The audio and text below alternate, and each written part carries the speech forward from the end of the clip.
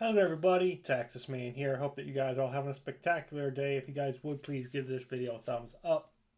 If you guys do enjoy it, subscribe of course if you guys have not already. Also do the biggest favor of all, make sure you guys hit the bell notification button so you guys don't miss out on future videos or streams here on the channel.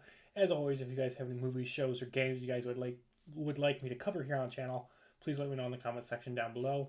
You guys can also head over to Twitch, follow me there at Douglas447. Stream there at least once a week, whether it's Halo, Battlefield, Call of Duty, Destiny 2, or anything else you guys suggest for me to stream over there. And as always, we're going to be talking positives and negatives, talking about Gone with the Wind. This film came out in 1939, and it is almost a 4-hour movie. Oh boy. Now, it's funny how people in this day and age complain about things such as Lord of the Rings, normal version and extended being so long. People complain about Avatar. People complain about Avatar: The Way of Water. And it is kind of interesting that this movie from 1939 is almost 4 hours long. Back then, it was like a cinematic event. Now people are like, oh, it's too long. I don't have time to watch the whole movie in one sitting. This film was literally divided up into two parts. There literally is an opening scene, there's an intermission, and then there's the ending. Okay? It's like two movies smashed into one. Kinda. Now, first thing I want to talk about, and this is probably the biggest negative when it comes to Gone with the Wind, is that if you purchase this film, if you rent it or if you purchase it digitally, you get an introduction warning stating the film is a product of its time. Here we go. So, and this is not word for word. This is my summary version of it. But it states, introduction warning, stating, here we go. The film is a product of its time and depicts racial and ethnic prejudices that are now common within America. These depictions were and are something that needs to be addressed. To create a more just, equal, and inclusive future, we must acknowledge and understand our history. This film is presented as originally created in 1939.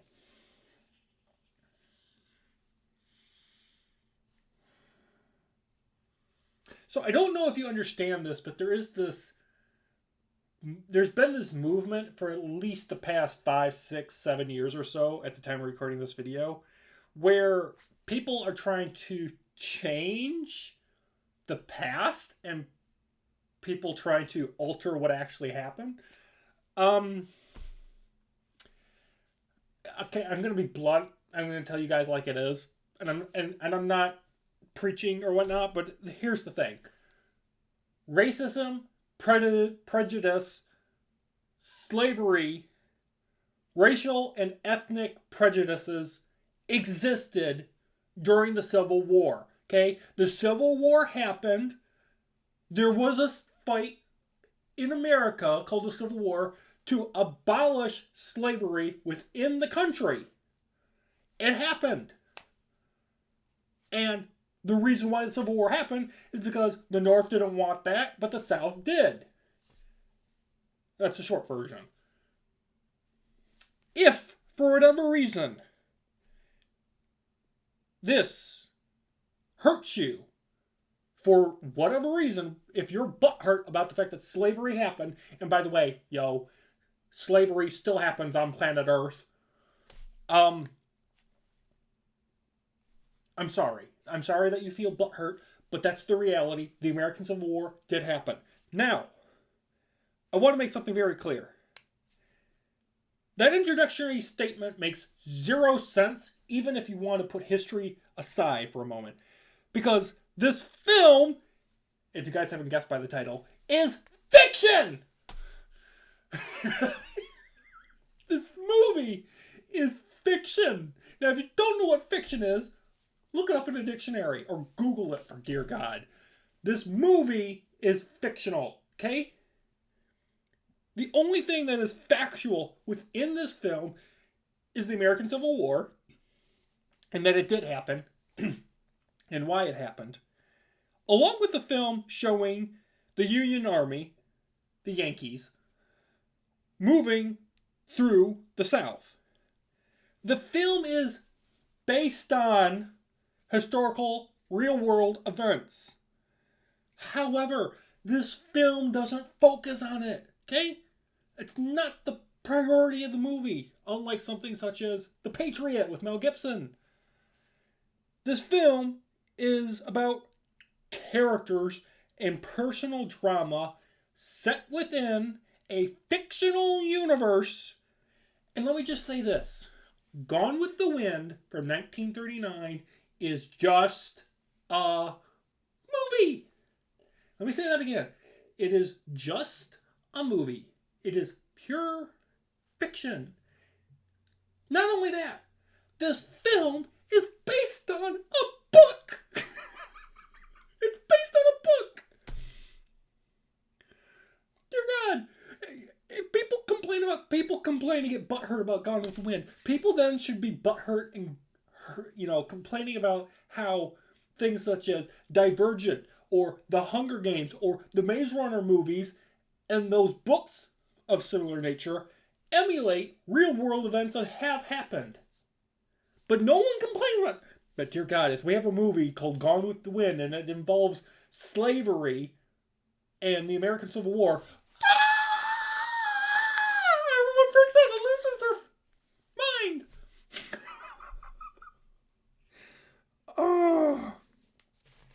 Which is hilarious that people complained about it when this film got released, and people still complain about it today. When this movie literally won eight. It won 8 Academy Awards. And it also won 2 special Oscars. Again, let me state this again in case you guys haven't heard me properly. Gone with the Wind is a fictional movie. Also, it's not preachy. It's not saying one side or the other is bad. It just lays out the facts of what happened. They even have this really cool scene towards the beginning of the film, and I think it's a really great movie. Just because of this scene. But there's this character, Butler is his name, and he becomes a blockade runner captain in the war for personal profit. But there's all these gentlemen around during midday of this barbecue event, and they're all deciding, what's going to happen if we go to war, who's going to volunteer, and yada, yada, yada. And Butler's character is like, if the South goes to war, it'll be a foolish war that the South will lose. And he explains that the North, militarily wise, would win because of what the North has and the South doesn't. The South has cotton fields. It might have the bodies and the people to throw at the enemy. But the North has better strategic positioning. It has the ship capability to blockade routes for moving cargo and people and men and whatnot. So it would, the North, just based on its Navy capability, was able to blockade certain things and make it easier for them to win. The North also had the coal mines, which means the ability to produce on a mass quantity ammunition. It also had all the clothing factories for the most part. It also had most of the lumber mills and factories to make cannonballs. And you see the point? The North had the industrial portion of the country at the time. And it kind of still does, almost. It's kind of funny. But moving aside from that, the North, from a military capability standpoint to go to war and be able to fund its war effort with ammo and guns and clothing and whatnot, is clearly shown. And Butler he states this to all the men. He's like, if the South goes to war, it's not going to be over in a month. it won't be over in a month. Obviously, we'll be able to put up a good defense, but eventually over time we will lose. And historically, that's kind of what happened. The film is just, the film might offend you. That So if you have an issue with the reality that things did happen in the past, just understand something. This is a pure fictional film. It is not meant to be preachy. It's not meant to be, hey, the American Civil War epic. We're going to have all these battles and historical facts and whatnot going on. That's not what this movie is. This movie is a character drama that is meant to entertain you. Now, if you can't get through that, fine. But understand, it's a movie. Okay? It's like saying saying Civil War from 2024 from A24 Studios is just like, oh, it's so preachy about, this person being political and, the divide within America and how things would happen in the modern day Civil War. And like, it's just a movie. Okay? It's pure fiction. The obvious version of Civil War from 2024 being fiction is Texas and California being aligned. That would never happen. Okay? One state is like 99% blue, the other is 99% red. Those two states would never ally themselves. Now, getting back to the movie, in case you guys have never seen Gone with the Wind, the plot focuses on the character, which, by the way, I will reinstate this one fact for the last time, maybe. Fictional. She's a fictional character, okay? Every single character in this movie never happened, never lived. Okay? It's all fictional. So the plot focuses on the character of Scarlett O'Hara and her journey in life from being part of a wealthy family living on a plantation to a love affair between two men of Ashley Weichels and Rhett Butler.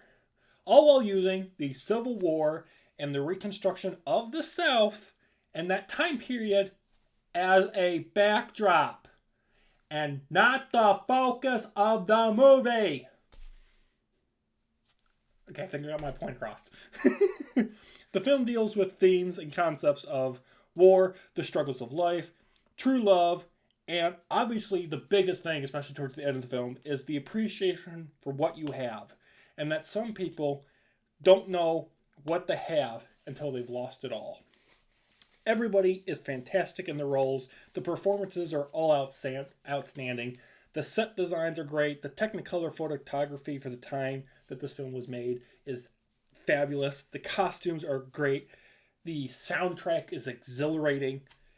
And overall, I think it's a must-watch for everybody. And there is this one other scene that's really... It's kind of terrifying the first time you watch it. But there's this pan-like shot. And it kind of starts like this. It starts in the center. And you got this scene of all these injured and dead Southern soldiers. And they're laying for miles and miles on this train track area. And the camera, it starts like this. And then it expands. It expands like this. And you get just this wide shot of seeing hundreds, if not thousands of men lying in pain and agony. And of course, at that time, they're on the front lines trying to defend Atlanta, Georgia from the Yankees. And you just see bodies. And at the time, the South didn't have any medicine really. They didn't have any antibiotics. They didn't have any painkillers. And so you see all these men in agony and men having to get their legs chopped off because of gangrene, but they don't have anything for the pain and whatnot. And it's just the horror of war is shown ever so slightly in this movie. It's not gruesome in nature, but you do get a sense of you get a sense that shit is happening and that war is not something that is supposed to be celebrated. Like towards the beginning of the film, everybody's so gung-ho and excited to join up with the army and whatnot and defend the South. And towards the end of the film, You understand that everybody they were prideful. They were arrogant. The South was very arrogant in thinking that it could defeat the North, especially them thinking they could do it in a month. So, overall, guys, I think Gone with the Wind from 1939 is a must watch. If you guys haven't seen it, I highly encourage you guys to check it out. Even with that warning introduction at the beginning, which I think is just hilarious. It's just fiction, it's just entertainment, and I do think it is worth watching. I think you'll enjoy it. It's a good movie. Now, like I said earlier, it is a 4-hour film. It is a slow burn for the first half, but you do get a good payoff at the end. Everything has a nice bow on it when it comes to the characters and plots. So, with that, I'm going to give it a 9.5 out of 10. Thank you for watching. Have an excellent day, and I will see you guys all in the next one. Bye, guys.